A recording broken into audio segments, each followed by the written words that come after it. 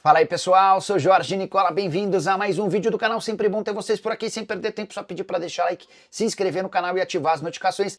Agora sim, bora começar o vídeo com aquele tradicional giro de notícias, e a primeira informação é sobre o Fortaleza, que está na final do Campeonato Cearense pelo 8º ano seguido. Vitória complicada, apertada e difícil contra o Ferroviário por 1-0, o gol foi marcado no finalzinho pelo Lucero.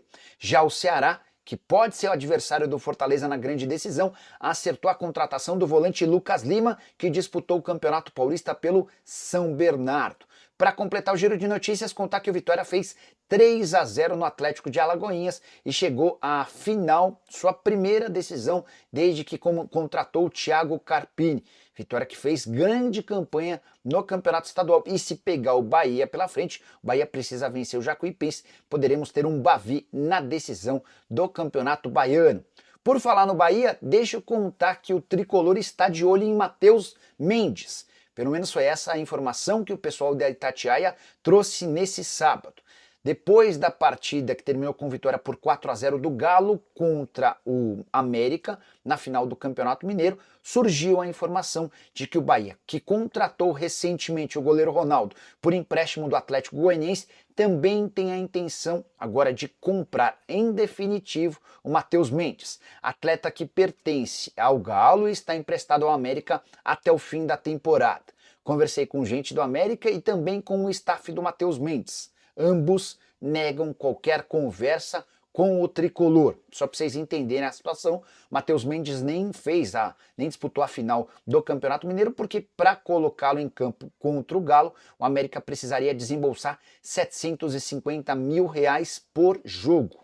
E o América entende não ter capacidade financeira para esse investimento. Coelho que também não tem um valor definido para a compra do atleta. Se o Bahia de fato fizer uma proposta, o América vai precisar tentar cobrir, mas não há grandes capacidades de investimento no Coelho nesse momento. Só para completar, também queria contar que conversei com o Fred Cascardo, o diretor executivo de futebol do América. Ele assegurou que conversou com o Vitor, que é o gerente de futebol do Galo, o Vitor e o Cascardo, que acertaram o empréstimo do Matheus Mendes no início da temporada. E o Vitor contou para o Cascardo que não há nenhum movimento do Bahia. Mas aguardemos cenas dos próximos capítulos. Matheus Mendes, muito bom goleiro, 25 anos de idade, caberia consideravelmente bem com a camisa do Bahia. Hora de falar sobre o Atlético Mineiro, que só não será campeão mineiro em caso de catástrofe. É que a vitória por 4-0 do Galo contra o América vai permitir ao Atlético uma derrota por 3 gols de diferença na partida de volta no Independência. E a grande missão do Cuca nos próximos dias é conter a euforia dos jogadores, da comissão técnica e também de torcedores. Depois da partida, o Cuca disse o seguinte, abre aspas, lógico que é uma vantagem grande. É inegável, mas tem que fazer o jogo de volta com a mesma seriedade para ser campeão. Só para completar, o Cuca ainda disse, eu acho que não tem nada decidido ainda. Tem o segundo jogo e a gente tem que ter pé no chão, ter humildade para, se Deus quiser, sair campeão. E se não perder, sair campeão invicto, o Cuca de olho na possibilidade de esse asterisco no título do Campeonato Mineiro sem nenhuma derrota. A fase do Galo é espetacular, são 9 vitórias consecutivas, incluindo também Copa do Brasil. Nesses 9 jogos, só um gol sofrido. A Cuca que tem a oportunidade de faturar seu 5º título mineiro. Ele já tem 3 pelo Atlético e 1 pelo Cruzeiro. Atlético que não perde, somando todas as competições, há 13 jogos. São os 13 jogos da temporada regular. Bora mudar de assunto e falar sobre o Internacional, que também está perto do título do Campeonato Gaúcho. Vitória por 2-0 contra o Grêmio na Arena Gremista. Os gols foram marcados por Carboneiro e Alan Patrick, ambos no primeiro tempo, e ficou para mim muito clara a diferença técnica do Inter para com o Grêmio. O time que está sendo montado agora com nova comissão técnica contra o Internacional, que já havia deixado excelente impressão no segundo turno do Campeonato Brasileiro do ano passado. O Internacional quebra essa sequência de 7 títulos consecutivos do Grêmio se perder por até 1 gol de diferença no jogo da volta dentro de casa, chance enorme de título.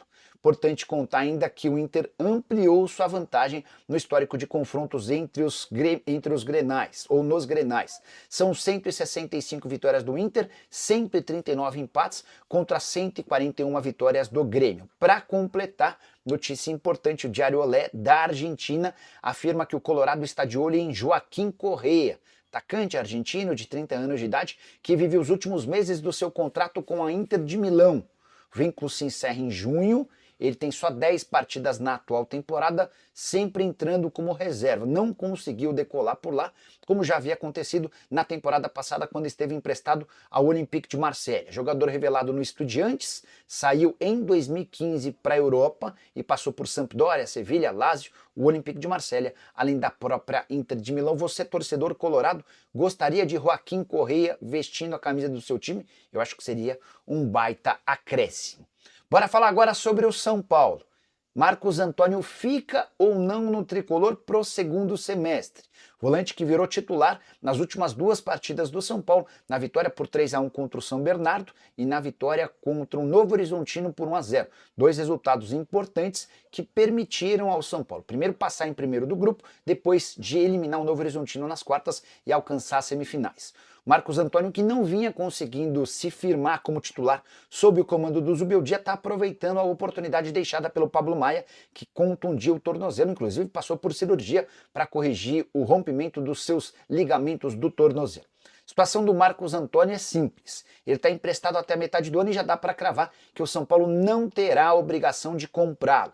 Estava previsto no contrato que isso aconteceria, essa obrigação de compra, se ele disputasse pelo menos 45 minutos de 50% das partidas do tricolor durante o período de empréstimo. Essa meta não será alcançada. Ou seja, o São Paulo não tem a obrigação de comprá-lo. Vai comprar se quiser, junto a Lazio. A opção de compra prevê o pagamento de 4 milhões e 200 mil euros, que equivalem a 25 milhões de reais. Posso assegurar para você que hoje o São Paulo não tem esse dinheiro para fazer o investimento por um volante que ainda não conseguiu decolar. A estratégia do São Paulo é ver como é que o Marcos Antônio termina esse período de empréstimo e sugerir a Lazio uma prorrogação do vínculo também por empréstimo. Duvido que o clube italiano aceite tais condições. São Paulo que faz jogo super importante contra o Palmeiras na noite dessa segunda-feira no Allianz Parque, e em caso de eliminação, a chance de demissão do técnico Luiz Zubeldia é bastante grande. Hora de falar sobre Neymar, que tem sua primeira proposta do futebol europeu. Venho contando para vocês que o Pini Zahavi, empresário e parceiro do pai do Neymar, tem trabalhado na Europa em busca de boas opções. O sonho do Neymar é jogar num grande, como Barcelona, Manchester City, Bayern de Munique e companhia. Mas a primeira proposta oficial é do Galatasaray da Turquia, time que lidera o campeonato turco e tem alguns estrangeiros, como o brasileiro Gabriel Sara, o uruguaio Lucas Torreira, além de Mauro Icardi, Morata, Mertens e Osimhen. É um time relativamente bom na realidade turca. Duvido que o Neymar vá deixar o Santos para jogar na Turquia, ainda que tenha por lá a possibilidade de faturar muito mais dinheiro. O que eu ouvi de pessoas próximas ao Neymar é que ele fica no Santos a menos que surja uma proposta de um gigante europeu. O nome dos sonhos do Neymar é o Barcelona. E aí tem uma informação super importante. Surgiu no site Relevo, que é lá da Europa, a notícia de que o Al Hilal de Jorge Jesus está disposto a pagar 100 milhões de euros ao Barcelona para comprar o Rafinha. Brasileiro que tem feito sucesso, para mim, talvez o melhor jogador brasileiro em atividade na atual temporada. O Barcelona não se posicionou, nem para dizer se essa proposta é real, nem para contar se toparia negociar o Rafinha. Mas, se o Rafinha vai para a Arábia Saudita, aí cresceria demais a chance de o Neymar ser contratado pelo Barça. Até porque o Neymar fica livre na metade do ano e para jogar no Barça faria uma série de concessões, por exemplo, não exigindo um salário bem alto e topando inclusive um contrato mais curto de apenas 1 ano. Neymar que é a grande atração do jogo contra o Corinthians. Na tarde e noite desse domingo, Timão e Santos se enfrentam na Neoquímica às 18h30. E o Neymar tem retrospecto ruim contra o Corinthians. O pior retrospecto da carreira do Neymar é justamente contra o Timão. São 6 vitórias, 5 empates e 9 derrotas. Ele não marca gols há 5 partidas contra o Corinthians e vai tentar quebrar esse tabu nesse domingo. Hora de falar sobre o Flamengo, mais especificamente de Bruno Henrique, que segue deitando e rolando nos clássicos. Fla venceu o Vasco de virada por 2-1 e assegurou e confirmou sua passagem para a final do Campeonato Carioca. Flamengo que já havia vencido o jogo de ida por 1-0. Nesse sábado no Maracanã com bom público, o Nuno Moreira abriu o placar a favor do Vasco, o Bruno Henrique empatou e no segundo tempo Luiz Araújo, que entrou no lugar do Bruno Henrique machucado, acabou por decidir a vitória rubro-negra, que confirma a passagem do Fla para a grande decisão. Bruno Henrique chegou com um gol marcado a 100 gols com a camisa do Flamengo. E o que mais chama atenção é o número de gols em clássicos. Foram 22, sendo 11 contra o Vasco da Gama, a maior vítima do atacante. Por falar em vítima, Flamengo e Vasco não tem sido um bom confronto para o Cruz Maltino. Nos últimos 32 jogos, só 2 vitórias do Vasco, contra 19 vitórias do Flamengo e 11 empates. Hoje, Vasco e Flamengo estão em prateleiras diferentes. Flamengo com uma capacidade de investimento e faturamento bem maior. O Fla, por exemplo, costuma faturar 3 vezes mais do que o rival. O Flamengo, que tem uma folha hoje na casa dos 35 milhões de reais por mês, tem folha salarial quase 3 vezes maior do que a do Cruz Maltino. Só para completar sobre o Campeonato Carioca, o Flamengo aguarda a confirmação da passagem do Fluminense, que fez 4-0 contra o Volta Redonda no jogo de ida. Teremos Fla-Flu na grande decisão do Carioca. Preciso falar agora se existe alguma, ainda que mínima, chance de Richarlison virar reforço do Palmeiras. E essa especulação começa nas redes sociais por conta de palmeirenses. Só para lembrar que o Richarlison tem vivido uma das temporadas mais marcadas por lesões da sua carreira. Ele não consegue jogar com a camisa do Tottenham. Não entra em campo desde o mês passado e passou alguns dias na academia de futebol do Palmeiras em tratamento. A ideia é que ele possa se recuperar o mais rápido possível para voltar a atuar pelo Tottenham. Importante lembrar que no mês de dezembro, em busca de um centroavante, o Palmeiras sondou o Tottenham e também o Richarlison. E ouviu dos dois lados que não existia chance de negócio, que o Tottenham contava com o Richarlison e que o atacante brasileiro pretende continuar na Premier League.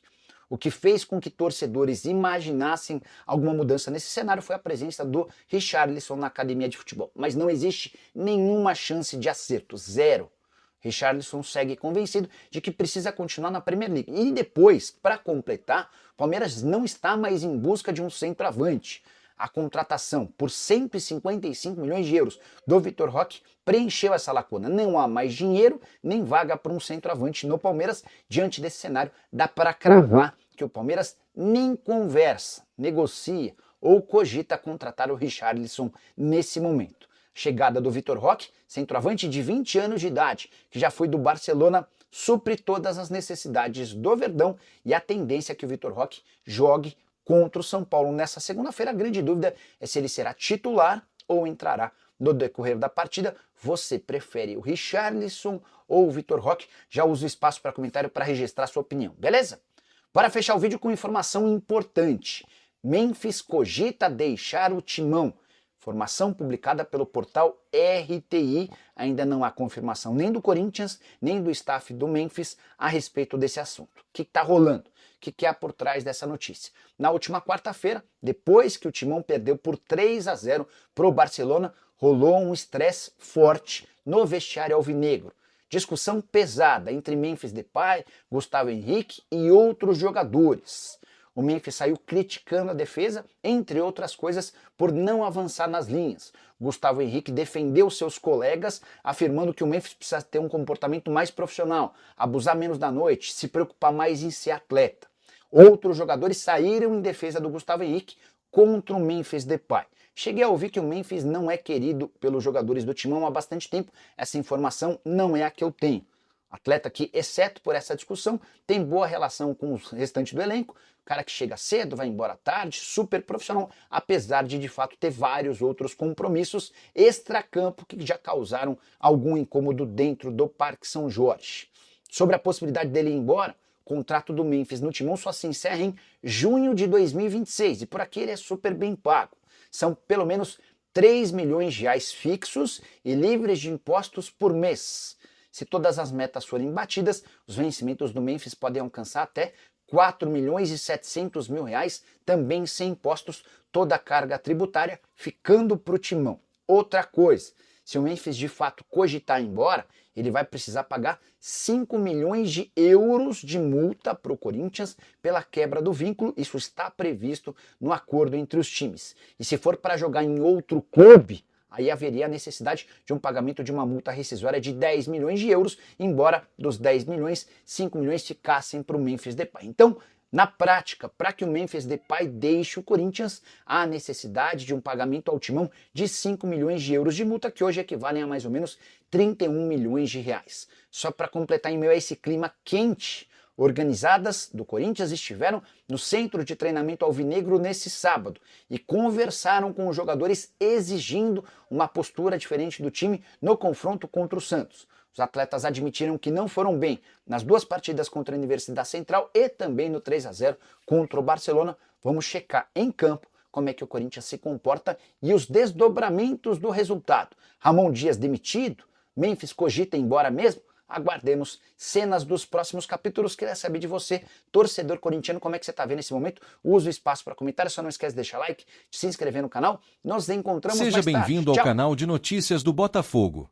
É um prazer ter você aqui para mais uma atualização sobre o nosso glorioso. Não se esqueça de se inscrever para acompanhar todas as movimentações do mercado e os bastidores do futebol brasileiro. E hoje, o assunto é quente, mesmo após renovar com o Fluminense até 2028. João Arias ainda está no radar do Botafogo. O colombiano, que recentemente atingiu a marca de 200 jogos pelo tricolor e se tornou uma peça-chave na equipe, parecia ter encerrado qualquer chance de mudança ao estender seu contrato. Mas a verdade é que, nos bastidores, o Botafogo segue atento à sua situação e não desistiu da possibilidade de contratá-lo. A diretoria alvinegra enxerga Arias como um jogador capaz de elevar ainda mais o nível do elenco e está disposta a estudar formas de tirá-lo das Laranjeiras, mesmo diante da nova cláusula contratual que protege o Flu de uma venda imediata. O Glorioso já mostrou que tem força no mercado e que não mede esforços para reforçar seu plantel. A busca por um meia-atacante diferenciado segue como uma das prioridades do clube, e o nome de Arias continua sendo analisado com carinho. O colombiano tem características que se encaixam no perfil desejado pela comissão técnica, agregando velocidade, visão de jogo e poder de decisão no último terço do campo. Sua versatilidade, atuando tanto pelo meio quanto pelas pontas, é um fator que desperta ainda mais interesse, já que daria ao técnico alvinegro diferentes possibilidades táticas ao longo da temporada. Ainda que o Fluminense tenha garantido a permanência do jogador com um contrato até 2028, há sempre brechas no futebol, especialmente quando se trata de um projeto tão ambicioso quanto o do Botafogo. A diretoria alvinegra sabe que negociações desse porte exigem paciência e estratégia, e por isso segue monitorando de perto qualquer movimentação no mercado que possa abrir espaço para uma investida. O histórico recente do clube mostra que, com a estrutura financeira e a influência de John Textor, reforços de peso podem chegar mesmo em situações aparentemente difíceis. A grande questão é, será que o colombiano estaria disposto a ouvir uma proposta que envolva um novo desafio, uma nova estrutura e, claro, um salário ainda mais atrativo? Muitos jogadores, mesmo bem estabelecidos em seus clubes, acabam seduzidos por projetos que oferecem crescimento esportivo e financeiro. Além disso, o Botafogo tem mostrado que pretende disputar títulos e consolidar-se entre os principais times do Brasil e da América do Sul, algo que pode pesar na decisão de qualquer atleta de alto nível. Outro ponto a ser considerado é o planejamento do Fluminense. Apesar de Arias ser um dos pilares do time, o clube pode enfrentar desafios financeiros nos próximos anos e, caso receba uma proposta considerada vantajosa, pode reconsiderar sua posição. No futebol, nada é definitivo, e mesmo jogadores com contratos longos podem acabar transferidos caso os valores envolvidos sejam tentadores o suficiente. O Botafogo, por sua vez, já mostrou que está disposto a investir pesado para elevar o nível do elenco. Vale lembrar que a SAF do Botafogo já conseguiu, em outras ocasiões, superar barreiras contratuais para trazer reforços de peso. Desde a chegada de John Textor, o clube vem adotando uma postura agressiva no mercado, buscando jogadores de qualidade que possam elevar o nível competitivo do elenco. O modelo de gestão da SAF permitiu que o Glorioso realizasse investimentos que, há alguns anos, seriam inimagináveis para o clube, e esse poder financeiro pode ser um diferencial em uma possível tentativa de contratação de João Arias. Mesmo diante das dificuldades impostas por um contrato recém-renovado, o Botafogo já mostrou que sabe atuar estrategicamente para viabilizar grandes negócios. O fator financeiro pode ser um trunfo do Glorioso nessa possível negociação, já que o clube vem demonstrando uma capacidade de investimento superior à de muitos rivais do cenário nacional. Com o respaldo da SAF, o Botafogo tem conseguido estruturar propostas competitivas, tanto em termos de salário quanto de luvas e premiações, tornando-se um destino atraente para jogadores de alto nível. Caso decida formalizar uma investida por áreas, o clube pode explorar justamente esse diferencial financeiro para convencer o jogador e o Fluminense de que a transferência pode ser vantajosa para todas as partes envolvidas. Além disso, a influência de John Textor no mercado internacional pode facilitar qualquer movimentação futura, seja agora ou em uma janela mais adiante. O empresário norte-americano tem forte presença no futebol europeu, o que abre portas para negociações que envolvem clubes parceiros ou interessados em facilitar transferências estratégicas. O Botafogo já demonstrou que não depende apenas do mercado interno para realizar contratações, e essa rede de contatos pode ser um fator determinante para abrir caminhos para a chegada de áreas, seja diretamente ou por meio de um planejamento de longo prazo que envolva transações intermediárias.